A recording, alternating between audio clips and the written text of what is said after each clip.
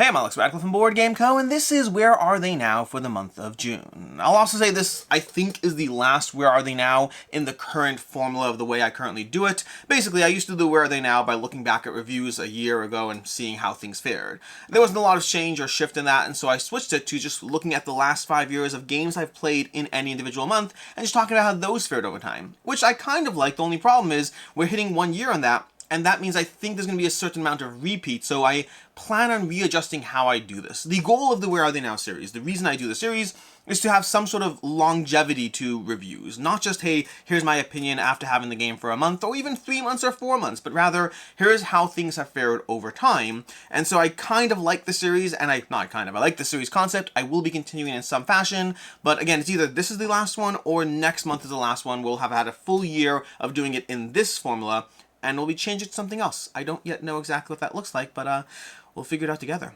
In any case, with that said, there's also no games on the table. Usually I have a few games with me from the games I talk about over the course of these 5 years worth of games. The reason I don't right now is because I'm moving, and as much as I'm maintaining this set so I can film, everything on the other side of the camera, which is all my board games, are slowly being packed up, and I don't really have access to the games I would usually pull off the shelves in the same way while I film this week. So, with that said, let's go ahead and start this off looking back at 2019. June 2019, a bunch of games played. As always, I pick a few games, things that I think have some more interesting degree of iteration or how they've changed or developed over time. Starting off with Aeon's End Legacy. I like Legacy games a lot. There are a few times where I've not been enamored enough to continue pulling through a Legacy game, and Aeon's End was one of them. I got like maybe 5-6 missions in, and I said kind of like, I just don't need to finish it. And there wasn't even that much left. I just didn't care enough to finish it. I think Aeon's End is a good system. I prefer the newer, quicker version of it, which I can't remember the name right now. But in general, Aeon's End is a good system, but it's not a system that enamored me enough. And so Aeon's Legacy is a game that I gave enough plays, and I still kind of want to go back to it at some point, but I think that I'm likely to just have the same thoughts I did the first time around, so we'll see how that fares. We have Call to Adventure. Call to Adventure is a story-based game that I kind of do want to re-examine at some point. Since 2019, I've gotten more into games that have story or theme as opposed to mechanically driven, but I did find Call to Adventure a very weak game mechanically. It was very much driven by the story that you're creating and the backstory and the narrative, and I kind of want to give it a shot again at some point, but for right now, it wasn't one that worked for me, unfortunately, because at least at the time, I wasn't drawn into story games as much. We also had Hoplomachus Origins, which is the first time I played the Hoplomachus series. I really loved Too Many Bones, and I was like, you know what, I need to try Hoplomachus Origins, and so I did.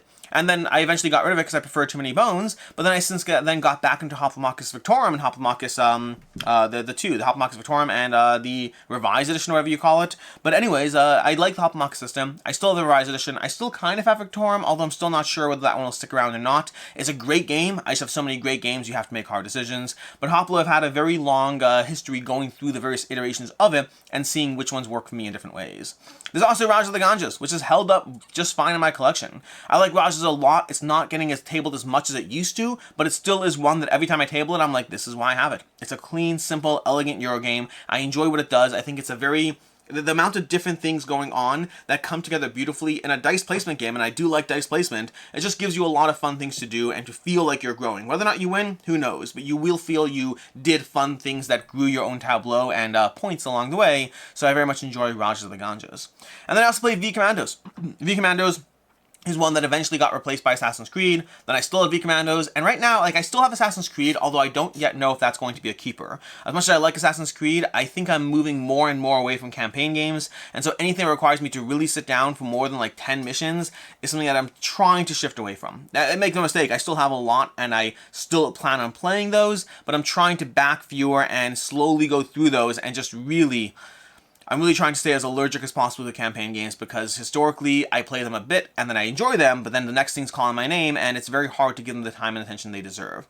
But overall, Assassin's Creed is amazing, which is why I've had a hard time letting it go so far. Then in June of 2020, we have the Oracle of Delphi. I played this a lot doing early COVID. My group shifted to playing online games for a while, and I played Oracle of Delphi a lot on Yukata.de. I still think it's a fantastic game. It is one that I'm hoping Queen does a re-implementation of it, although I haven't always loved their themes. Sometimes I have, sometimes I haven't, so we'll see what they do, because I really like the theme of Oracle of Delphi. So we will see what Queen does. If I don't like it, I still have the Oracle of Delphi, so I'm not particularly worried. But overall, I really enjoy the game. I think it's an excellent Stefan Feld game. Very different than the usual feel of his games, but if anything, that makes it almost more charming, because then I'm not directly comparing it to other titles of his, and I like it a lot. It's not the best of his games that I have, but it's definitely high up there for me. We have Lord of the Rings: The Confrontation. I've had this one for a long time. I don't have it anymore, to be clear, but it's a game that I had in my collection for a while. I want to say I played it for the first time maybe 2013, and I still had it as late as 2020. It's a great game that eventually I got to a point where I felt I had played it out. It is basically two-player Stratego, but with a lot more of a gamified version of it that really works well. It takes the good things of a Stratego and then really makes it a much better game with less chaos, less craziness, a lot of bluffing, a lot of card play. It's a very rewarding system. If you have a chance of trying out Lord of the Rings Confrontation, I highly recommend it. It's one of those great games that left my collection just because eventually I played it enough that I felt I had seen enough of what the game has to offer. But in a perfect world where I played all the games I wanted, I would still have that game. Then again, I'd have a lot of games, so I don't know if that means much. But it really genuinely is an excellent game. We have The Crew, Quest for Planet 9. I played this for the first time in 2020 and loved it. This was a turning point for me and trick-taking. For a long time, I said my least favorite mechanic was trick-taking. Now my least favorite mechanic is pick up and deliver. Granted, there's one or two exceptions. There's Mistwind, I think. Mistwind. I always mix up Mythwind and Mistwind, but I think it's Mistwind. And then there's Xayah Legends of a Drift System. Those are going to be two of my favorite pick up and delivers currently. But past that, pick up and deliver is usually a mechanic I don't love, but I'm getting sidetracked. Trick-taking used to be a mechanic I didn't like, and The Crew Quest for Planet 9 definitely changed that, and it got me more into trying different trick-taking games and seeing what about each one did or didn't work for me. Played Suburbia Collector's Edition as well. Suburbia is a game that I have a long history with. I played the original game back in the day. I've tried the app. I got the Collector's Edition. It is a very solid game. It's such a satisfying game of city building as you connect these different tiles, try to get the best ones, figure out how much you want to pay to go ahead and get the right tile for your city to be able to maximize your points and grow your population. It's a very rewarding game that for some reason, whenever I have it in my collection, because I've had it in my collection, I want to say 2 separate times, I got rid of it both times because eventually, in both cases, it was a game that wasn't getting tabled. It's a game that I really like. I had the full collector's and everything. I think it's an amazing experience. But for whatever reason, it wasn't one that my group was asking to pull off the shelf, and so it did leave, which is, I don't know, I kind of want it back. Even now, I kind of want it back. It's very hard sometimes. Like, there are some games you really love, but you just don't play them. And I have too many games to keep those. I have too many games and too much, like, I don't know, maybe one day. Maybe I don't know. I want Suburbia. It's a great game, but it did leave. Then there's Terra Mystica. I have tried to like Terra Mystica again and again and again. I don't think it's a bad game, but it also isn't a game that wowed me at any point. I think it's a very solid Euro game that I'd rather play games that feel less tight. I do prefer Gaia Project, not by a ton to be fair, but I do prefer Gaia Project, and I haven't played any of the new ones. I haven't played Terra Nova, I haven't played, is there a Terra? I don't even know. I haven't played Age of Innovation, is that the newest one? There's all these different versions of Terra Mystica. I kind of want to try them all because I think the core game is a solid enough game and it's obviously well loved and well received. But for me, I tried it several times over a variety of years to try to like it, and it never ultimately landed enough for me. In 2021, we have Scarface 1920, a great game that might leave my collection at some point. Scarface 1920 I find is a long game to teach. Not a hard game to teach, it is a long game to teach. And games that are long to teach, I find instinctively, especially with something like Area Control, where I have a lot of games in my collection, I can teach you Inish in like 3 minutes. I can teach you, not 3 minutes, 7 minutes. I can teach you Cyclades in 8 minutes. I can teach you Kemet in 10 minutes. I can teach you Blood Rage in 10 minutes. Most area control games, I have them down and I can teach them pretty quickly. Scarface is a game that even though I know how to play the game, even though I have it down, it's still a game that takes me like 30 minutes to teach, even on a good day. It is a longer teach for me. And that means that historically, I haven't really wanted to teach new people. I'm always happy to play with the people in my game group who know it, but unless it's that exact group of people, I don't know what happens. And so for right now, Scarface still is my collection. It's a good enough experience that I have been reluctant to let it go. But it's one that I do think eventually does have to go, just because I have to prioritize the games I'm playing and not just the games I want to play. We also have the Grand Carnival. Grand Carnival is a polyomino game that, very similar to Baron Park, similar to, what's the one from Thunderworks?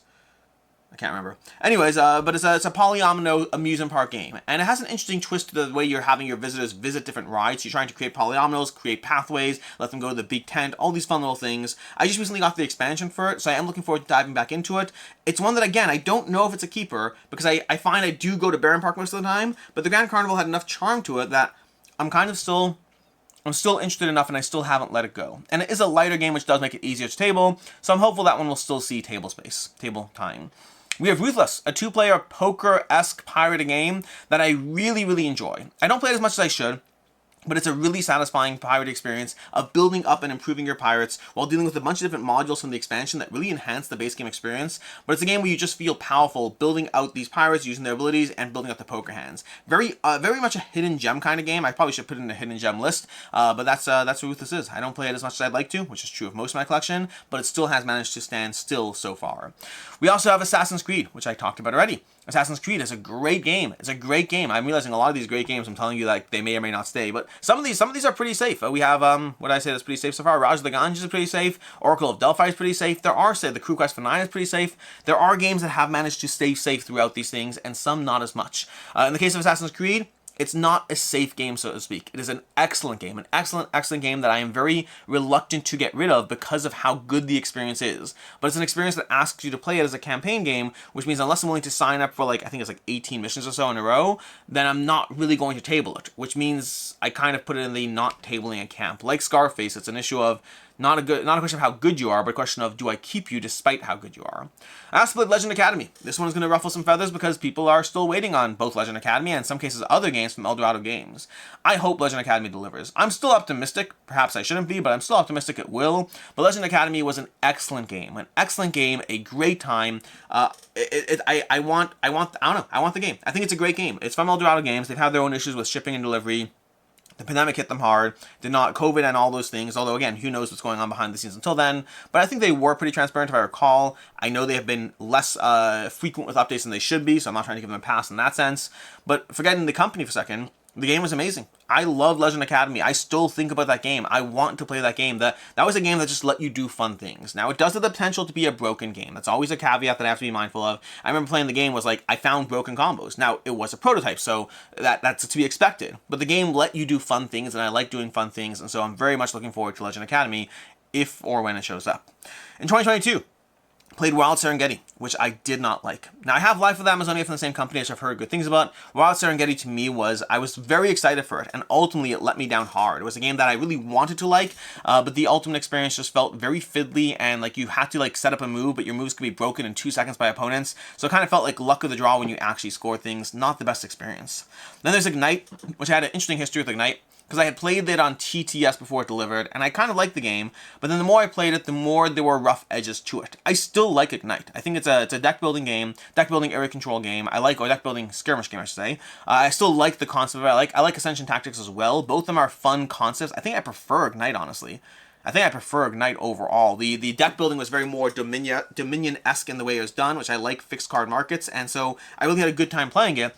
There were fiddly areas of the game. There were questions of player balance, I don't know, or faction balance. I don't know if that's necessarily something that came up for me a lot, but really just the whole structure of the market and the way that was handled. I felt Ignite as a game that, given to the right developer, could be an amazing game. As it was a good game, and good games don't ultimately last, unfortunately. We also have Scout. Scout's a game that I've always liked every time I've played it, but I've never actually gotten it. It's from Oink Games. It's a game where you're trying to order the cards in your hands to be able to play sets and beat other players. It's a very charming little small box game. I really should get it because I've always had fun whenever I played it, but I just never actually bit the bullet and bought it. Whenever someone's playing it and invites me to the table, I sit down, play the game, and I have a good time, but I never actually got it. I probably should get it. I like Scout. I think Scout's fun. Anyways, we also have Cloudspire. Played Cloudspire for the first time at Origins 2022. Really enjoyed it. I still keep it, and it's one of those games that I don't table as often as I'd like, although unlike other games in this conversation, that one's currently safe. There's not a question where the Cloudspire goes. I think it's an incredible experience when you table it. The only question is getting it tabled, and that's true for some of these other games, but I don't know. I like Cloudspire too much. Everything has a ratio of how hard it is to table and how good it is. Cloudspire is just such a ridiculously good game that even as Hoplomachus is still in a danger zone, heck, Burn Cycle is not necessarily guaranteed safe, although I'm still not getting rid of it yet. But Cloudspire, I think, is too safe. It is too good at what it does. I just need to play it more, like so many other games in my collection. And lastly, in 2022, there was Stars of Akarios. I played Stars of Akarios a few games when it first arrived, and then I played it again when they were doing the expansion. I like Stars of Akarios, but I do not love Stars of Akarios. And going back to that conversation, like, in a perfect world with infinite time, I would play Stars of Akarios, enjoy the whole thing, have a blast, not a problem. In a world full of other campaign games, I don't think Stars of Akarios is safe. Now, I haven't purged it yet, because I've been going back and forth on it, but I do think it's one that, as much as I've enjoyed playing it, it is a little similar to Gloomhaven in the vein of what it's doing, different enough to stand out, but not necessarily better enough to be a must-play game so much as, yeah, I'd like to play that, but I'd like to play a lot of things. In 2023, we have Siliconvania. I really like Siliconvania from WizKids. It's a game that has point scoring optimization as you try to balance different things to get your points. The tricky part with Siliconvania is it falls into a weird spot, which I've had other games fall into, which the art doesn't pull me in, which is weird because it's from the mid-show, but it's more the art and the theme together. It doesn't pull me in at all. The production's not great. The art doesn't, the theme doesn't pull me in. The art's great. The theme doesn't pull me in. The production's not great. And so for me, I love Siliconvania, but it's one that I don't table as much as I should. Now, it is still safe. I'm not worried about that right now. Right now, it's still holding strong because it's still a good enough game. But I have seen games over time that didn't make me want to play it. I have seen some of them eventually leave as I realize they're not getting tabled. I think Siliconvania is safe for at least a year plus, but we'll see how it goes. I think it's an easy table game, very rewarding experience. I wish it got a re-theme and a different production entirely. I would jump on that. Then there's Cyclades Legendary Edition. I still want Cyclades Legendary Edition. I like Cyclades a lot. The Legendary Edition felt like a great combination of all the parts of Cyclades, removing the expansions that didn't really help, adding making sure everything else was streamlined and worked well. I think it really felt like they listened to players' feedback over the years and built the perfect version of Cyclades around it. So I'm very much looking forward to that actually delivering. We also have Stalker the board game from Awakened Realms. I've said this a lot in a lot of videos, but Stalker was one that surprised me. It's one that I didn't expect to like, and then I very much did like. I thought it was a very, very, very clever system. Honestly, it makes sense. I've been liking Agomonia a lot. Like Agomonia as a system, I've been liking that a lot. And Stalker has elements of that kind of discovery as you go through the game. Much more of a focus on the skirmish and the tactical shooting element going on, which is really well done as far as the way they kind of gave you a push your luck system of taking body shots versus headshots. I really like the system overall. The main issue is going to be how easy is it to table, and is the campaign nice and accessible. I believe you play 3 missions for a campaign, but if it manages to, if Awakened Realms manages to land those parts well, and like rules and component storage are things that they've sometimes struggled with, but if they do manage to land those parts well, I think it'll be a very solid Awakened Realms game in my collection. I really like Stalker, and I'm looking forward to that one. We also have Scram. Scram from AEG. No, Bezier Games. From Bezier Games. Same people do Suburbia. Scram is one that I really enjoyed, despite myself. It's a very, very light game that is not my type, but the nature of the team dynamic of it did make it one that I enjoyed. I still have it right now because my daughter enjoys it, but it's one that I eventually tired of playing with my group. Now, to me, it's one that I play with my kids, but it's not safe in... I guess it's been moved from my collection to kids' collection, which I frankly don't consider my collection. I consider it their collection. If they play it, it stays. If they don't play it at a certain point, then I ask them if it can go usually. And the last thing we have Chronicles of Avel. Speaking of kids games, I played Chronicles of Avel in 2023, in June 2023, and I was looking forward to it a lot, but ultimately Chronicles of Avel did not impress in the end. It was one that I've played so many games in this genre, and I don't know, I thought it'd be a really good game, and it kind of felt more like busy work and then a run back to your base. I'm glad people like it. For me, it unfortunately did not land. And that's what we have for the past 5 years of board games in June. In any case, this might be the last video in the series. I have to take a look. Again, it's either one more or this is the last one, at which point we'll shift to a new format that I have not yet figured out. But I'm sure I'll come up with something. It's easy, right? We'll figure it out together. Any case, and until next time, I'm Alex Radical from Board Game Co. I hope you enjoyed this video, and as always, I hope you have a good one.